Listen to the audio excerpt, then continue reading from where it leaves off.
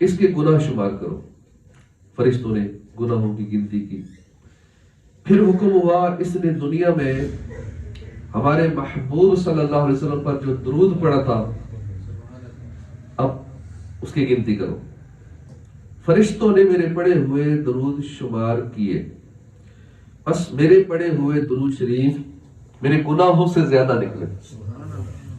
چنانچہ اللہ نے فرمایا بس اے فرشتوں کافی ہے، اس کا مزید حساب نہ کرو، اس کو جنت میں لے جاؤ۔ سبحان اللہ۔ صلو علی الحبیب صلی اللہ تعالی علی محمد صلی اللہ علیہ وآلہ وسلم۔ ایک مرتبہ عمر بن عبد العزیز رحمۃ اللہ علیہ خلیفہ سلیمان بن عبد الملک کے ساتھ کسی سفر کے لیے روانہ ہوئے۔ تو پہلے وقت اونٹوں پہ سفر ہوتا تھا، گھوڑوں پہ، خادموں کے ذریعے خیمے اور ضرورت کا سامان پہلے سے منزل پر پہنچا دیا جاتا، جہاں جہاں آرام کرنا ہوتا، راستے میں سٹے کرنا ہوتا، خیمے تیار ہوتے۔ چنانچہ خلیفہ سلیمان بن عبد الملک اور دیگر لوگوں نے اپنے خیمے آگے بھجوا دیے، مگر عمر بن عبد العزیز نے اپنا خیمہ نہ بھجوایا۔ جب منزل پر پہنچے تو ہر شخص اپنے خیمے میں چلا گیا، لیکن عمر بن عبد العزیز کہیں نظر نہیں آئے۔ خلیفہ نے خادموں سے کہا جاؤ انہیں تلاش کرو۔ تلاش کیا گیا تو آپ اس حال میں ملے، خلیفہ وقت کے بادشاہ، اتنی بڑی سلطنت کے بادشاہ، جب آپ کو تلاش کیا تو ایک درخت کے نیچے بیٹھے رو رہے، زاروں کے تار رو رہے۔ خلیفہ کو اطلاع دی گئی، اس نے آپ کو بلا کر پوچھا اے ابو حفص عمر بن عبد العزیز آپ کیوں رو رہے؟ حضرت عمر بن عبد العزیز نے فکر آخرت میں ڈوبا ہوا سبق آموز جواب دیا، فرمایا مجھے قیامت کا دن یاد آ گیا۔ دیکھیے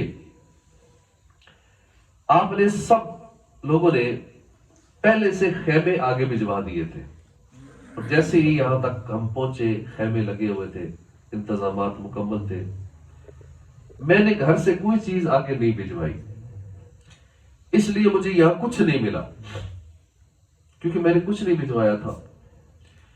قیامت میں بھی یہی حال ہوگا، جس نے جو کچھ آگے بھیجا ہوگا وہی اس کو ملے گا، جس نے کچھ نہیں بھیجا ہوگا اسے کچھ نہیں ملے گا۔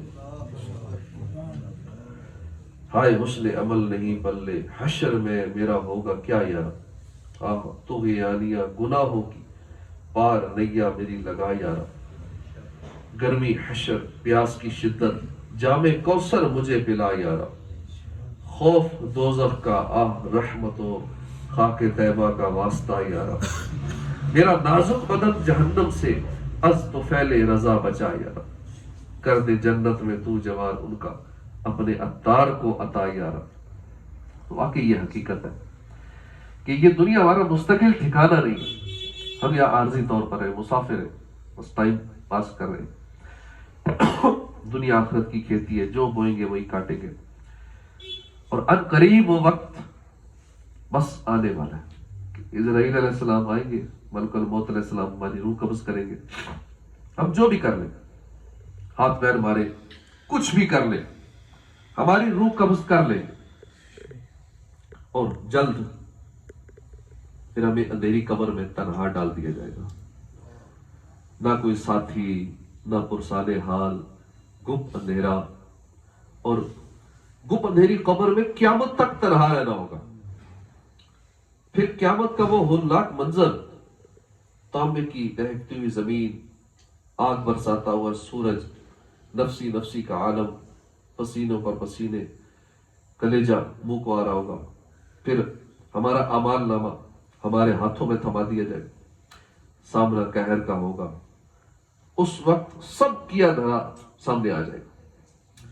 اب ذرا تصور باندھیے کہ اس وقت اعمال نامہ نیکیوں سے خالی دے کر کتنی حسرت ہوگی کہ ہم نے تو آگے کچھ نہیں بھیجا۔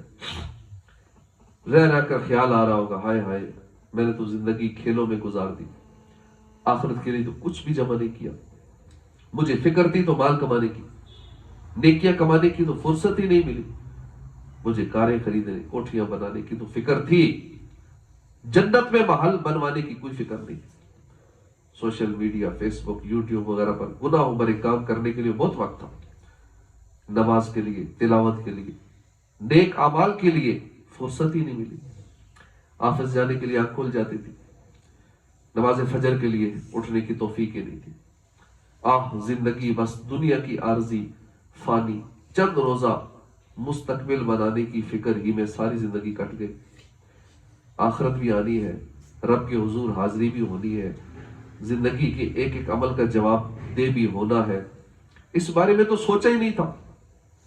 قبرستان سے گزر ہوتا تھا مگر دل میں غفلت جمائے، سر جھکا کر چپ چاپ گزر جایا کرتا تھا۔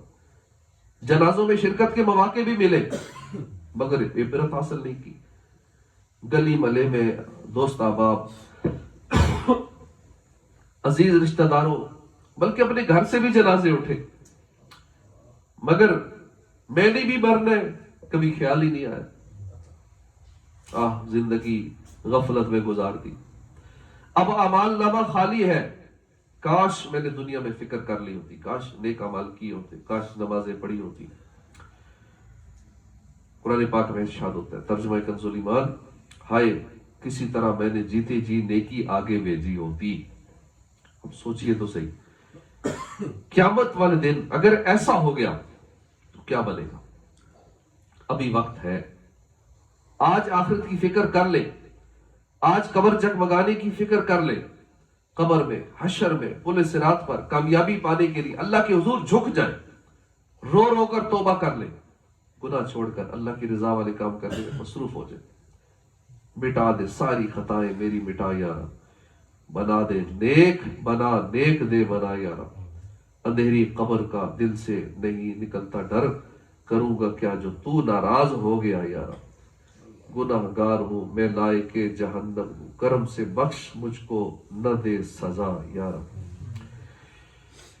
صحابی رسول حضرت ابو ہریرہ سے روایت ہے کہ اللہ کے آخری نبی صلی اللہ علیہ وسلم نے پارہ 25 سورہ شورى کی آیت تلاوت فرمائی، ترجمہ کنز ایمان، جو آخرت کی کھیتی چاہے ہم اس کے لیے اس کی کھیتی بڑھائیں۔ پھر فرمایا، اللہ پاک فرماتا ہے، اے ابن آدم دنیاوی فکریں چھوڑ دے، عبادت کے لیے فارغ ہو جا، تمہارے سینے کو مالداری سے بھر دیا جائے گا۔ اور اگر تم ایسا نہیں کرو گے، مثلا دنیاوی فکروں میں لگے رہو گے، صرف دنیاوی مستقبل کا ہی سوچتے رہو گے، تو تمہارے دل کو مصروفیات سے بھر دیا جائے گا، دنیاوی مشغولیات سے بھر دیا جائے گا۔ تو اللہ پاک ہمیں فکر آخرت کی توفیق عطا فرمائے۔ غور کا مقام ہے کہ ہم نے کھانا کہاں سے ہے، پہننا کہاں سے ہے، صبح کا تو کھا لیے، شام کا کہاں سے آئے گا، مستقبل کیسا ہوگا، بڑھاپا کیسے گزرے گا، بچوں کا مستقبل کیسا ہوگا، ایک کاروبار چل پڑا ہے دوسرا کیسے چلے گا، ایک جگہ گھر بنا لیا مزید دوسرا کیسے بنائیں گے، کار کوٹھی بنگلہ کیسے ملے گا، راتوں رات امیر کیسے ہو جاؤں گا، وغیرہ وغیرہ، ہزار قسم کی فکریں ہم نے پال رکھی ہیں۔ سورس آف انکم ہے تو آپ پیسے میں انکم، آٹومیٹک انکم بھی آ جائے، مہارا 1-2 کروڑ آٹومیٹک آتا رہے، ایسا سسٹم بنا لیا جائے۔ ان ساری چیزوں کی فکر ہے، انہی فکروں میں رات ہوتی ہے اور زندگی یوں ہی تمام ہوتی ہے۔ ہمارے آقا صلی اللہ علیہ وسلم فرما رہے ہیں کہ جو بندہ ایسی فکریں چھوڑ دے، صرف ایک فکر یعنی فکر آخرت اپنا لے کہ میں نے قبر میں، حشر میں، پل صراط پر کامیابی حاصل کرنی ہے، میں نے جنت میں جانا ہے، اللہ کو راضی کرنا ہے، کیسے کر پاؤں گا، ایک فکر یہ اپنا لے، اللہ پاک اس کی ساری فکروں کے لیے کافی ہو جائے۔ اور جو بندہ یہ ایک فکر نہ اپنائے بلکہ دنیاوی فکروں ہی میں پڑا رہے، کہ اللہ کو کچھ پرواہ نہیں ہے وہ کس وادی میں ہلاک ہو، غم روزگار میں تو میرے اشک بہ رہے ہیں، تیرا غم اگر رلاتا تو کچھ اور بات ہوتی، نہ فضول کاش ہستا تیری یاد میں تڑپتا، مجھے چین ہی نہ آتا تو کچھ اور بات ہوتی، یہی آہ فکر دنیا میرا دل جلا رہی ہے، غم ہجر گر ستاتا تو کچھ اور بات ہوتی۔ دنیا کے غموں میں پریشان ہوتے ہیں، آنسو بہاتے ہیں، آخرت کے غم میں آنسو نہیں نکلتے۔ تو روزانہ ہم رات سونے سے پہلے تھوڑی دیر کے لیے فکر آخرت ضرور کیا کریں کہ میرا بنے گا کیا، پچھلی زندگی کیسے گزاری، तौबा कर ली जाए, गुनाहों से सच्ची तौबा करके आइंदा नेकियों भरी जिंदगी गुजारने की नियत कर ली जाए, तो इंशाअल्लाह कुछ आखिरत की ऐसी सूरत बन जाएगी नेक अमल करने की बरकत से। इंशाअल्लाह नियत भी कर ली तो इंशाअल्लाह करम हो जाएगा। अपने वक्त के बहुत बड़े एक इमाम, इमाम हसन बसरी अहले तकवा में से है। अल्लामा इब्न जौजी लिखते हैं कि इमाम हसन बसरी जब तशरीफ लाते यूं लगता जैसे किसी करीबी दोस्त की तदफीन से वापस आ रहे। आप ऐसे रहते थे हर वक्त जैसे सर पे कोई आग लटक रही है, ऐसे बैठते जैसे कोई कैदी बैठा हुआ है, अभी गर्दन मार दी जाएगी उसकी। सुबह इस हाल में करते कि जैसे अभी क़यामत की होल्लाकियों से गुजर कर आए। एक मर्तबा आपसे पूछा गया कि आपका हाल पूछा किसी ने, तो फरमाया कि बीच समुद्र में जिसकी कश्ती टूट जाए वो भी मुझसे बेहतर हालत में होगा।